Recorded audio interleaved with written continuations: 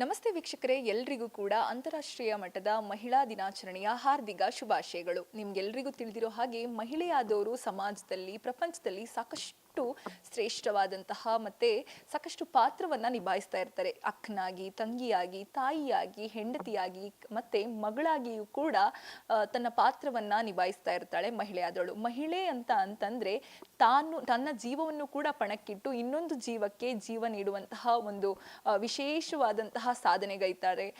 ಸಾಕಷ್ಟು ಸ್ಥಾನಮಾನಗಳಲ್ಲಿರ್ಬೋದು ಅಥವಾ ಸಮಾಜದಲ್ಲಿ ಬೇರೆ ಬೇರೆ ಕ್ಷೇತ್ರದಲ್ಲಿರ್ಬೋದು, ಪ್ರತಿಯೊಂದರಲ್ಲೂ ಕೂಡ ಗಂಡಸರಿಗೆ ಪೈಪೋಟಿ ನೀಡುವಂತೆ ಮತ್ತೆ ಗಂಡಸರ ಸಮನಾಗಿ ಇತ್ತೀಚಿನ ದಿನಗಳಲ್ಲಿ ಮಹಿಳೆಯಾದವಳು ಸಾಧನೆಗೈತಾ ಇದ್ದಾಳೆ ಮತ್ತು ಸಮನವಾಗಿ ನಿಲ್ತಾ ಇದ್ದಾಳೆ.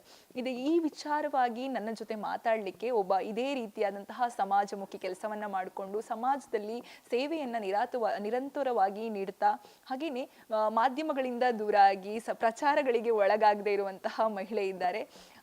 ಡಾಕ್ಟರ್ ಶರಣು ಪ್ರಕಾಶ್ ಪಾಟೀಲ್ ಸರ್ ಅವರ ಹೆಂಡತಿ ಡಾಕ್ಟರ್ ಭಾಗ್ಯಶ್ರೀ ಪಾಟೀಲ್ ಅವರಿದ್ದಾರೆ. ಅವ್ರನ್ನ ಮಾತಾಡಿಸ್ತಾ ಹೋಗ್ತೀನಿ. ಮೇಡಮ್, ಮೊದಲನೇದಾಗಿ ನಿಮ್ಗೆ ಮಹಿಳಾ ದಿನಾಚರಣೆಯ ಹಾರ್ದಿಕ ಶುಭಾಶಯಗಳು.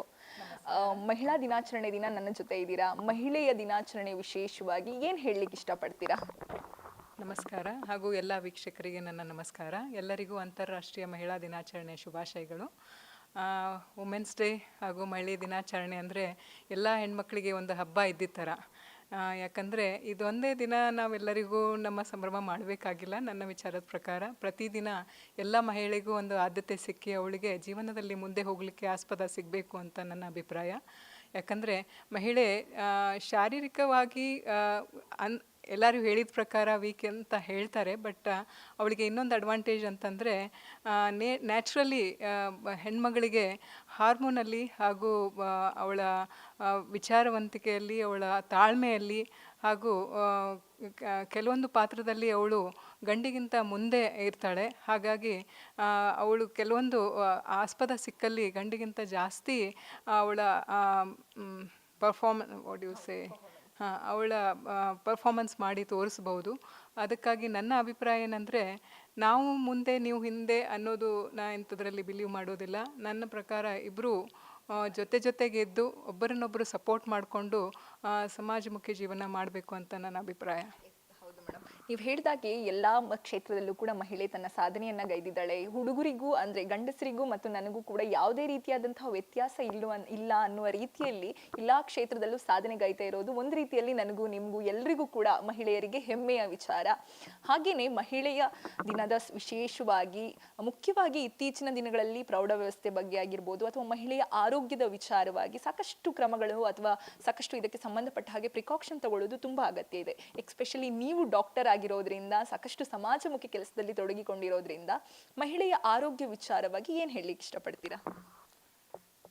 ಆರೋಗ್ಯದ ಬಗ್ಗೆ ಮಾತಾಡಬೇಕಾದಾಗ ನಾವು ಮಗು ಹೊಟ್ಟೆಯಲ್ಲಿ ಇರೋದ್ರಿಂದನೇ ಆರಂಭ ಮಾಡಬೇಕಾಗುತ್ತೆ. ಒಂದು ತಾಯಿ ಹೊಟ್ಟೆಯಲ್ಲಿ ಮಗು ಮೂಡ್ಕೊಂಡು ಬಂದಾಗ ತಾಯಿಯ ಆರೋಗ್ಯವಂತ ಇದ್ದರೆ ಒಳ್ಳೆಯ ಮಗು ನಮಗೆ ದೊರಕ್ತದೆ. ಒಂದು ಸರಿ ಆ ಮಗುವಿನ ಜನನ ಆದಮೇಲೆ ಆ ಮಗು ಒಂದು ಪ್ರೌಢಾವಸ್ಥೆ ತಲುಪುವವರೆಗೂ ಹೆಣ್ಣು ಹಾಗೂ ಗಂಡು ಮಗುವಿನ ಮಧ್ಯ ಅಂಥ ಜಾಸ್ತಿ ವ್ಯತ್ಯಾಸ ಏನೂ ಇರೋದಿಲ್ಲ. ಜೆನೆಟಿಕಲಿ ಬೇರೆ ಆಗಿದ್ದೇ ಹೊರತು ಶಾರೀರಿಕವಾಗಿ ಅಂಥ ವ್ಯತ್ಯಾಸ ಇರೋದಿಲ್ಲ. ಒಂದು ಬಾರಿ ಪ್ರೌಢಾವಸ್ಥೆ ಅಂತ ರೀಚ್ ಆದಮೇಲೆ ಆ ಹೊತ್ತಲ್ಲಿ ಸಾಕಷ್ಟು ಶಾರೀರಿಕ ವ್ಯತ್ಯಾಸ ಬರಲಿಕ್ಕೆ ಆರಂಭವಾಗುತ್ತೆ. ಇಂಥ ಶಾರೀರಿಕ ವ್ಯತ್ಯಾಸದ ಬಗ್ಗೆ ನಾವೆಲ್ಲ ಸ್ಪೆಷಲಿ ಫ್ಯಾಮಿಲಿ ಮೆಂಬರ್ಸ್, ತಾಯಿ ಆಗಲಿ ತಂದೆ ಆಗಲಿ ಫ್ಯಾಮಿಲಿ ಮೆಂಬರ್ಸ್ ಆಗಲಿ ಆ ಮಗುವಿಗೆ ಇದರ ಬಗ್ಗೆ ಮೊದಲಿಂದನೇ ತಿಳುವಳಿಕೆ ಕೊಟ್ಟು ಆ ಹೊತ್ತಲ್ಲಿ ಹೇಗೆ ಇರಬೇಕು ಅನ್ನೋದ್ರ ಬಗ್ಗೆ ನಾವು ತಿಳುವಳಿಕೆ ಕೊಡೋದು ನಮ್ಮ ಆದ್ಯ ಕರ್ತವ್ಯವಾಗಿದೆ. ಇನ್ನು ಮಹಿಳೆಯರು ಪ್ರೌಢಾವಸ್ಥೆಯಲ್ಲಿ ಸಾಕಷ್ಟು ಕ್ರಮಗಳನ್ನು ತಗೊಳ್ಬೇಕಾಗತ್ತೆ. ಯಾಕಂತಂದ್ರೆ ಇತ್ತೀಚಿನ ದಿನಗಳಲ್ಲಿ ಹೆಣ್ಣು ಮಕ್ಕಳು ಸುಮಾರು ಮೊದಲೇ ಆಗಿದ್ರೆ ಒಂದು 17-18 ವರ್ಷಕ್ಕೆ ತನ್ನ ಮೆನ್ಸ್ಟ್ರುಯೇಷನ್ ಸೈಕಲ್ ಪ್ರಾರಂಭವಾದರೆ, ಇತ್ತೀಚಿನ ದಿನಗಳಲ್ಲಿ ನಮ್ಮ ಆಹಾರ ಕ್ರಮ ಮತ್ತೆ ಜೀವನ ಕ್ರಮ ಏನು ನಾವು ನಡೆಸ್ತಾ ಇದ್ದೀವಿ, ಈ ಕಾರಣದಿಂದಾಗಿ ಸುಮಾರು 8-10 ವರ್ಷಗಳಿಗೆ ಹೆಣ್ಣು ಮಕ್ಕಳು ಪ್ರೌಢಾವಸ್ಥೆಯಲ್ಲಿ ತಮ್ಮ ಮುಟ್ಟಿನ ಋತುಚಕ್ರವನ್ನ ಪ್ರಾರಂಭವಾಗ್ತಿರುವಂಥದ್ದು. ಇದರಿಂದ ಆಕೆಯ ಆರೋಗ್ಯಕ್ಕೂ ಕೂಡ ಸಮಸ್ಯೆ, ಮತ್ತೆ ಸಮಾಜದಲ್ಲಿ ಬಹುಶಃ ಎಲ್ಲೋ ಒಂದು ಕಡೆ ಒಂದು ರೀತಿಯಾದಂತಹ ಹಿಂಜರಿಕೆಯನ್ನು ಕೂಡ ಮಹಿಳೆಯರು ಅನುಭವಿಸ್ತಾ ಇರ್ತಾರೆ. ಇದ್ರ ಬಗ್ಗೆ ಏನು ಹೇಳಲಿಕ್ಕೆ ಇಷ್ಟಪಡ್ತೀರಾ? ನಿಜ ಇದು.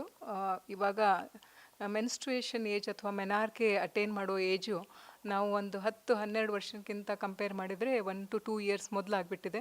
ನಾವು ಮೊದಲೆಲ್ಲ 12 ವರ್ಷದ ಮೇಲ್ಪಟ್ಟ ಆದವರಿಗೆಲ್ಲ ನಾರ್ಮಲ್ ಅಂತ ಹೇಳ್ತಿದ್ವಿ. ಈಗ 10 ವರ್ಷ ಆದರೂ ಕೂಡ ನಾವು ಅದನ್ನು ನಾರ್ಮಲ್ ಅಂತಲೇ ತಗೊಳ್ತಾ ಇದ್ದೀವಿ. ಯಾವುದೇ ಮೆನಾರ್ಕೆ 10 ವರ್ಷಕ್ಕಿಂತ ಮೊದಲು ಬಂತು ಅಂದರೆ ಅದಕ್ಕೆ ಪ್ರಿಕಾಷಿಯಸ್ ಪ್ಯೂಬರ್ಟಿ ಅಂತ ಹೇಳ್ತೀವಿ. ಇದಕ್ಕೆಲ್ಲ ಕಾರಣ ಈಗ ಸದ್ಯ ವಾತಾವರಣದಲ್ಲಿ ಆಗುತ್ತಿರುವ ವ್ಯತ್ಯಾಸಗಳಿರ್ಬೋದು, ಆಹಾರ ಪದ್ಧತಿಯಲ್ಲಿ ಇರುವ ವ್ಯತ್ಯಾಸಗಳಿರಬಹುದು, ಹಾಗೂ ಮಗುವಿನ ಶಾರೀರಿಕ ವಿಕಸತೆ ಅಂತ ಏನು ಹೇಳ್ತೀವಿ ಅದು ಅಷ್ಟು ಮಟ್ಟಿಗೆ ಕರೆಕ್ಟಾಗಿ ಆಗ್ತಾ ಇಲ್ಲ. ಯಾಕಂದರೆ ಮಗುವಿಗೆ ಫಿಸಿಕಲ್ ಆ್ಯಕ್ಟಿವಿಟಿ ಅನ್ನೋದು ತುಂಬ ಕಮ್ಮಿಯಾಗಿ ಹೋಗಿಬಿಟ್ಟಿದೆ. ಜೊತೆಗೆ ಮಗು ಬಹಳ ಬೇಗ psychologically it is growing more ಅಂತ ಹೇಳ್ಬೋದು. ಯಾಕಂದರೆ ಎಕ್ಸ್ಪೋಜರ್ ತುಂಬ ಜಾಸ್ತಿ ಸಿಗ್ತಾ ಇದೆ ಮಕ್ಕಳಿಗೆ. ಇದೆಲ್ಲ ಒಟ್ಟುಗೂಡಿಸಿ ಈ ಥರದ ಚೇಂಜಸ್ ಬರಲಿಕ್ಕೆ ಕಾರಣವಾಗ್ತಾ ಇದೆ. ಎಲ್ಲೋ ಒಂದು ಕಡೆ ಎಲ್ಲಾ ಕ್ಷೇತ್ರದಲ್ಲೂ ಮಹಿಳೆಯರು ಮುಂದುವರಿತಾ ಇದ್ರು, ಗಂಡಸರಿಗೆ ಸಮಾನವಾಗಿ ತಮ್ಮ ಸೇವೆಯಲ್ಲಿ ತನ್ನನ್ನು ತಾನು ತೊಡಗಿಸ್ಕೊಳ್ತಾ ಇದ್ರು, ಎಲ್ಲೋ ಒಂದು ಕಡೆ ಹೆಣ್ಣು ಮಕ್ಕಳಿಗೆ ಫಿಸಿಕಲ್ ಹರಾಸ್ಮೆಂಟ್ ಆಗುವಂಥದ್ದು ಅಥವಾ ಸಮಾಜದಲ್ಲಿ ಸರಿಯಾದ ರಕ್ಷಣೆಯನ್ನ ನೀಡಲಿಕ್ಕೆ ಎಲ್ಲೋ ಒಂದು ಕಡೆ ನೀವು ಎಲ್ಲರೂ ಕೂಡ ಏನು ಸೋಲ್ತಾ ಇದ್ದೀವಿ. ಇದ್ರ ಬಗ್ಗೆ ಏನು ಹೇಳಲಿಕ್ಕೆ ಇಷ್ಟಪಡ್ತೀರಾ ಮೇಡಮ್? ಇದೆ, ಇಂಥದ್ರ ಬಗ್ಗೆ ನಮ್ಮ ಸಮಾಜದಲ್ಲಿ ಅಂತ ಒಂದು ಕಾರ್ನರ್ ಇನ್ನೂ ಇದೆ. ಅದು ತುಂಬ ಶೇಮ್ಫುಲ್ ಅಂತ ನಾನು ಹೇಳ್ತೀನಿ. ಅದನ್ನು ನಾವು ನಮ್ಮ ಮಕ್ಕಳಿಗೆ ನಮ್ಮ ಮನೆಯಿಂದನೇ ಅದ್ರ ಬಗ್ಗೆ ತಿಳುವಳಿಕೆ ಕೊಡಲಿಕ್ಕೆ ಸ್ಟಾರ್ಟ್ ಮಾಡಬೇಕು. ಗುಡ್ ಟಚ್ ಬ್ಯಾಡ್ ಟಚ್ ಅನ್ನೋದ್ರ ಬಗ್ಗೆ ನಾವು ಮಗುಗೆ ಮೊದಲಿಂದನೇ ಅದ್ರ ಬಗ್ಗೆ ತಿಳುವಳಿಕೆ ಕೊಡಬೇಕು. ಮಗು ಈ ಥರದ ಬಗ್ಗೆ ನಾವು ಎಜುಕೇಷನ್ ಕೊಡಬೇಕು ಅಂದರೆ ಮಗುವಿಗೆ ತಿಳುವಳಿಕೆ ಬರೋದು ಅಂದರೆ 2-3 ವರ್ಷದ ನಂತರ ಈಗಿನ ಮಕ್ಕಳು ಒಂದು ತಕ್ಕ ಮಟ್ಟಿಗೆ ಅಂಡರ್ಸ್ಟ್ಯಾಂಡಿಂಗ್ ಕೆಪಾಸಿಟಿ ಬರಲಿಕ್ಕೆ ಆರಂಭ ಆಗುತ್ತೆ. ಅದು ಅಥವಾ 3-4 ವರ್ಷದಿಂದನೇ ಅದು ಮಗುವಿಗೆ ಇದ್ರ ಬಗ್ಗೆ ತಿಳುವಳಿಕೆ ಕೊಡಬೇಕು. ಹಾಗೆ ಮಗು ಬೆಳೀತಾ ಒಂದು ಮುಂದಿನ ಆರೋಗ್ಯ ಚೆನ್ನಾಗಿರಬೇಕು ಅಂದರೆ ನಾವು ಇಷ್ಟೊತ್ತಿಗೆ ಎಲ್ಲ ಮಾತಾಡ್ಕೊಂಡ್ವಿ ಆಹಾರ ಪದ್ಧತಿ ಅದೆಲ್ಲ. ಸೊ ನಾವು ಮನೆಯಲ್ಲಿ ಬೇಸಿಕ್ ಇದ್ರ ಬಗ್ಗೆ ಮೊದಲಿಂದನೇ ಪ್ರಿಪೇರ್ ಆಗಬೇಕು. ಹಾಗೂ ಮಗು ಮುಂದೆ ಮೆನಾರ್ಕೆ ಅಟೈನ್ ಮಾಡಬೇಕಾದ್ರೆ ಏನೇನು ಅದ್ರ ಬಗ್ಗೆ ತಿಳುವಳಿಕೆ ಬೇಕು ಅನ್ನೋದು ಇವಾಗ ನಾವು ಟೀಚ್ ಮಾಡಲಿಕ್ಕೆ ತುಂಬ ಈಸಿ ಇದೆ. ಈಗಿನ ಕಾಲದಲ್ಲಿ ಬಹಳಷ್ಟು ಟೀಚಿಂಗ್ ಮಟೀರಿಯಲ್ ಈಸಿಲಿ ಸಿಕ್ಬಿಡುತ್ತೆ. ವಿಡಿಯೋಸ್ ಇರುತ್ತೆ, ನಾವು ದಿನಪತ್ರಿಕೆಯಲ್ಲಿ ಬರ್ಬೋದು, ಸಾಕಷ್ಟು ಕಡೆ ನಮಗೆಲ್ಲ ಸಿಗ್ತದೆ, ಮ್ಯಾಗ್ಝಿನ್ಸ್ ಬರುತ್ತೆ. ಅಂಥದ್ದೆಲ್ಲ ಪಿಕ್ಚರ್ಸ್ ಎಲ್ಲ ತೋರಿಸ್ಬಿಟ್ಟು ಮಗುವಿಗೆ ಏನೇನು ಥರದ ಶಾರೀರಿಕ ಬದಲಾವಣೆ ಬರುತ್ತೆ, ಯಾವುದ್ರ ಬಗ್ಗೆ ಹೇಗೆ ಕಾಳಜಿ ಮಾಡ್ಕೊಳ್ಬೇಕು, ಮುಂದೆ ಪೀರಿಯಡ್ಸ್ ಬಂದುಬಿಟ್ರೆ ಅದನ್ನು ಹೇಗೆ ನಾವು ಹೈಜೀನ್ ಮೇಂಟೈನ್ ಮಾಡಬೇಕು, ಆ ಹೊತ್ತಲ್ಲಿ ಯಾವ ಥರದ ಆಹಾರ ಪದ್ಧತಿ ನೋಡ್ಕೊಳ್ಬೇಕು ಅಂತ ಇದ್ರ ಬಗ್ಗೆ ನಾವೆಲ್ಲ ತಿಳಿಸ್ಬೇಕು. ಹಾಗೂ ಅದರಲ್ಲಿ ಬರುವ ವ್ಯತ್ಯಾಸಗಳನ್ನು ಅಂದರೆ ವಾರ್ನಿಂಗ್ ಸೈನ್ಸ್ ಅಂತ ಹೇಳ್ತೀವಿ. ಯಾವ ಥರದ ತೊಂದರೆ ಬಂದಾಗ ಯಾವಾಗ ನಾವು ವೈದ್ಯರನ್ನು ಕಾಣಬೇಕು, ಇದರೆಲ್ಲದ್ರ ಬಗ್ಗೆ ನಾವು ತಿಳುವಳಿಕೆ ಮಗುಗೆ ಕೊಡಲಿಕ್ಕೆ ಆರಂಭ ಮಾಡಬೇಕು. ಇನ್ನು ಪ್ರೌಢಾವಸ್ಥೆಯಲ್ಲಿ ಮಹಿಳೆಯರ ಆರೋಗ್ಯ ಎಷ್ಟು ಮುಖ್ಯನೋ ಹಾಗೆಯೇ ಮದುವೆಯ ನಂತರದ ಜೀವನದಲ್ಲೂ ಕೂಡ ಮಹಿಳೆಯಾದವಳಿಗೆ ಅವರ ಆರೋಗ್ಯ ಅಷ್ಟೇ ಮುಖ್ಯ. ಯಾಕಂತಂದ್ರೆ ತನ್ನ ಜೀವವನ್ನು ಕೂಡ ಪಣಕ್ಕಿಟ್ಟು ಇನ್ನೊಂದು ಜೀವವನ್ನು ನೀಡಲಿಕ್ಕೆ ಅವಕಾಶ ಇರುವಂಥದ್ದು ಮಹಿಳೆಯರಿಗೆ ಮಾತ್ರ. ಆದರೆ ಇತ್ತೀಚಿನ ದಿನಗಳಲ್ಲಿ ಸಾಕಷ್ಟು ಜನರಿಗೆ ಮಕ್ಕಳಾಗುವಂತಹ ಭಾಗ್ಯವನ್ನು ಕಳ್ಕೊತಾ ಇರ್ತಾರೆ. ಎಷ್ಟೋ ಜನ ಮಹಿಳೆಯರು ಬಂಜೆತನವನ್ನು ಅನುಭವಿಸ್ತಾ ಇರ್ತಾರೆ. ಮತ್ತೆ ಅವರ ಆರೋಗ್ಯದ ವಿಚಾರವಾಗಿ ಸಾಕಷ್ಟು ಕಾಯಿಲೆಗಳಿಗೂ ಕೂಡ ತುತ್ತಾಗ್ತಾ ಇದ್ದಾರೆ. ಇದ್ರ ಬಗ್ಗೆ ಏನು ಹೇಳಲಿಕ್ಕೆ ಇಷ್ಟಪಡ್ತೀರಾ? ಬರ್ತಾ ಇದೆ ಮಾಡರ್ನೈಸ್ಡ್ ಲೈಫ್ ಸ್ಟೈಲ್ ಅಂತ ಹೇಳ್ತಾ ಇದ್ದೀವಿ. ಅದರ ಜೊತೆಗೆ ಕೆಲವೊಂದು ದುಷ್ಪರಿಣಾಮಗಳು ಕೂಡ ಆಗ್ತಾ ಇದೆ ನಮ್ಮ ಆರೋಗ್ಯದ ಮೇಲೆ. ಹಾಗೆ ಪ್ರೆಗ್ನೆಂಟ್ ಲೇಡೀಸ್ ಮೇಲೇ ಅದರ ಪರಿಣಾಮ ಬರ್ತಾ ಇದೆ. ಇದಕ್ಕೆ ಬೇಸಿಂದ ಹಿಡ್ಕೊಂಡು ಹೋಗಬೇಕು ಅಂತಂದರೆ ಏಜ್ ಆಫ್ ಮ್ಯಾರೇಜ್ ಡೆಫಿನೆಟ್ಲಿ ಎಲ್ಲರೂ ಕರಿಯರ್ ಓರಿಯೆಂಟೆಡ್ ವುಮೆನ್ ಆಗ್ತಾ ಇದ್ದಾರೆ. ನಾವೆಲ್ಲ ಒಪ್ಕೊಳ್ಬೇಕಾಗಿರೋದು ಬರ್ತಾ ಮದುವೆ ವಯಸ್ಸು ಜಾಸ್ತಿ ಆಗ್ತಾ ಇದೆ. ಹೀಗಾಗಿ ನಾವು ಮೊದಲಿನ ಮಗು ಮಾಡಿಕೊಳ್ಳುವಂಥ ವಯಸ್ಸು ಕೂಡ ತುಂಬ ಜಾಸ್ತಿ ಆಗ್ತಾ ಇದೆ. ಅದರ ಜೊತೆಗೆ ಕೆಲವೊಂದು ಅನ್ವಾಂಟೆಡ್ ಪ್ರಾಬ್ಲಮ್ಸ್ ಬಂದೇ ಬರುತ್ತೆ. ಅದರ ಬಗ್ಗೆ ನಾವು ತಿಳ್ಕೊಳ್ಬೇಕು. ಪ್ರೀ ಕನ್ಸೆಪ್ಷನಲ್ ಟ್ರೀಟ್ಮೆಂಟ್ ಅಂತ ಹೇಳ್ತೀವಿ, ಕೌನ್ಸ್ಲಿಂಗ್ ಅಂತ ಹೇಳ್ತೀವಿ. ಅಂದರೆ ಒಂದು ಮಗು ಮಾಡ್ಕೋಬೇಕಾದಾಗ ಆ ತಾಯಿ ಅಥವಾ ಹುಡುಗಿ ಎಷ್ಟು ಮಟ್ಟಿಗೆ ಅವಳ ಶರೀರವಾಗಲಿ ಅಥವಾ ಹಾರ್ಮೋನಲ್ಲಿ ಆಗಲಿ ಸೈಕಲಾಜಿಕಲಿ ಆಗಲಿ ಅವಳು ತಯಾರಿರ್ತಾಳೆ ಅನ್ನೋದ್ರ ಬಗ್ಗೆ ಕೌನ್ಸ್ಲಿಂಗ್ ತುಂಬ ಮುಖ್ಯವಾದದ್ದು. ಈ ಥರದ ಕೌನ್ಸ್ಲಿಂಗಲ್ಲಿ ನಾವೆಲ್ಲ ಹೆಣ್ಮಗಳದ್ದು ಚೆಕಪ್ ಮಾಡ್ತೀವಿ. ಎಷ್ಟು ಮಟ್ಟಿಗೆ ಅವಳ ಫರ್ಟಿಲಿಟಿ ಇದೆ, ಹೇಗೆ ಅವಳು ಕನ್ಸೀವ್ ಆಗ್ಬೋದು, ಕನ್ಸೀವ್ ಆಗೋಕ್ಕಿಂತ ಮುಂಚೆ ಅವಳಿಗೇನಾದರೂ ಆರೋಗ್ಯ ರೀತಿಯಿಂದ ತೊಂದರೆ ಇದೆಯಾ ಅದನ್ನು ನಾವು ಸರಿಪಡಿಸ್ಕೊಂಡು ಒಂದು ಪ್ರೆಗ್ನೆನ್ಸಿ ಆದರೂ ಕೂಡ ಅದು ಒಳ್ಳೆ ರೀತಿಯ ಪ್ರೆಗ್ನೆನ್ಸಿ ಆಗಲಿ ಅನ್ನೋದಕ್ಕೆ ನಾವು ಪ್ರಿಪ್ರೇಷನ್ ಮಾಡ್ಕೋಬಹುದು.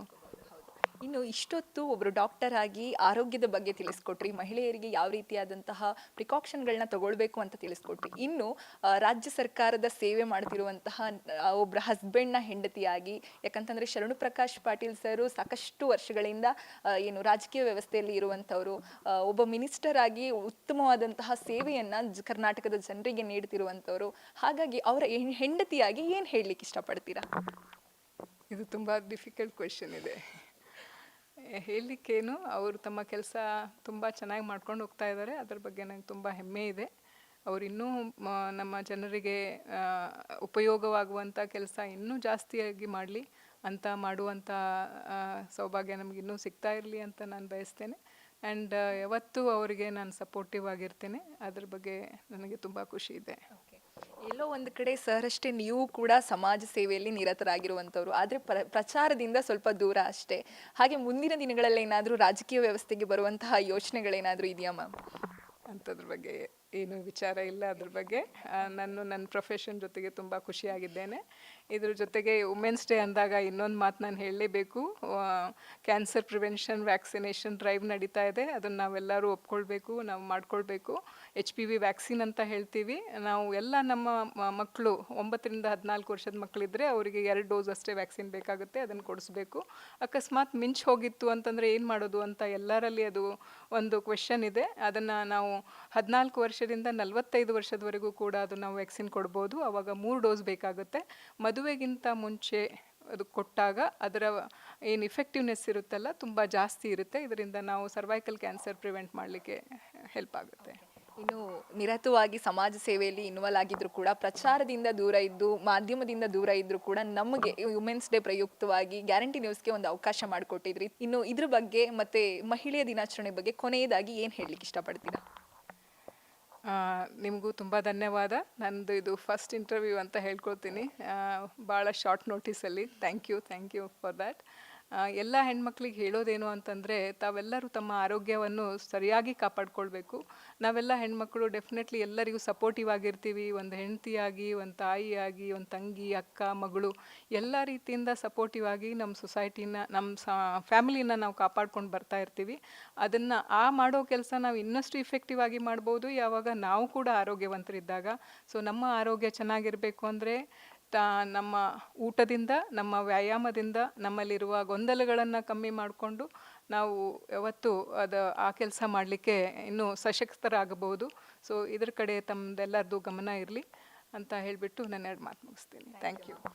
ಕೇಳಿದ್ರಲ್ಲ ವೀಕ್ಷಕರೇ, ಮಹಿಳೆಯರು ಆರೋಗ್ಯದಲ್ಲಿ ಯಾವ ರೀತಿಯಾದಂತಹ ಸುಧಾರಣೆಗಳನ್ನು ತರ್ಬೋದು, ಮಹಿಳೆಯರ ಆರೋಗ್ಯದ ಸುಧಾರಣೆಗಾಗಿ ಯಾವ ರೀತಿಯಾದಂತಹ ಪ್ರಿಕಾಷನ್ಗಳು ತಗೊಳ್ಬೋದು, ಮತ್ತು ಫಿಸಿಕಲಿ ಮತ್ತು ಮೆಂಟಲಿ ಮಹಿಳೆಯಾದವಳು ಯಾವ ರೀತಿಯಾದಂತಹ ಸ್ಟ್ರಾಂಗ್ ಆಗಿ ಈ ಸಮಾಜದಲ್ಲಿ ಜೀವನವನ್ನು ನಡೆಸಬೇಕು, ಮತ್ತು ಕರ್ನಾಟಕ ರಾಜ್ಯದ ಸೇವೆಯನ್ನು ಮಾಡ್ಕೊಂಡು ಬಂದಿರುವಂತಹ ಶರಣು ಪ್ರಕಾಶ್ ಪಾಟೀಲ್ ಸರ ಹೆಂಡತಿ ಆದರೂ ಕೂಡ ಸಾಕಷ್ಟು ಸಿಂಪಲ್ ಆ್ಯಂಡ್ ಹಂಬಲ್ ಆಗಿ ನಮ್ಮ ಜೊತೆ ಇಷ್ಟೊತ್ತು ಮಾತಾಡಿದ್ರು. ಅವರು ಕೂಡ ಸಮಾಜದಲ್ಲಿ ಸಾಕಷ್ಟು ಸೇವೆಯಲ್ಲಿ ತೊಡ್ಕೊಂಡಿದ್ರು.